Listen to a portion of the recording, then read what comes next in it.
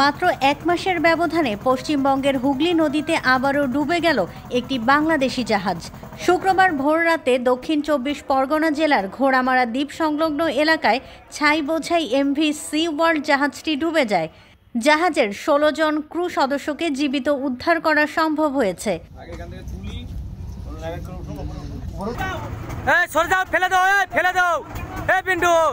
বাংলাদেশের king ocean shipping লাইনের মালিকানাধীন এমভি সি ওয়ার্ল্ড জাহাজটি পশ্চিমবঙ্গের কোলাঘাট থার্মাল পাওয়ার স্টেশন থেকে ছাই বোঝাই করে বাংলাদেশে ফিরছিল। নদীর মাঝপথে হঠাৎই জাহাজের তলদেশে একটি বড় শব্দ হয়। এরপর দ্রুত পানি ঢুকতে শুরু করে। কিছুক্ষণের মধ্যেই জাহাজটি ধীরে ধীরে নদীর গভীরে তলিয়ে যায়। জাহাজ ডুবির খবর পেয়ে ভারতীয় পুলিশ দ্রুত ঘটনাস্থলে পৌঁছায়। উদ্ধারকৃত ১৬ জন ক্রুকে স্থানীয় রুদ্রনগর গ্রামীণ হাসপাতালে নেওয়া হয়েছে। তারা সবাই সুস্থ আছেন।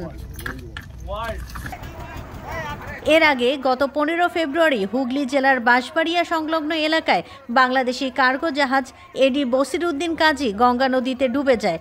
মাত্র এক মাসের ব্যবধানে ফের এই ঘটনা ঘটল। নদীপথে একের পর এক জাহাজ ডুবির ঘটনা নিয়ে নতুন করে উদ্বেগ তৈরি হয়েছে।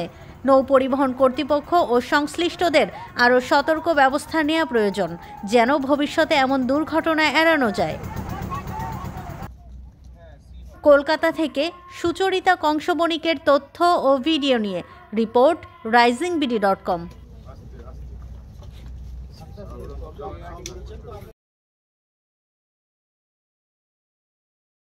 কোটি মানুষের আস্থার ভালোবাসায় 11 বারের মতো দেশের 1 নম্বর রেফ্রিজারেটর ব্র্যান্ড ওয়ালটন।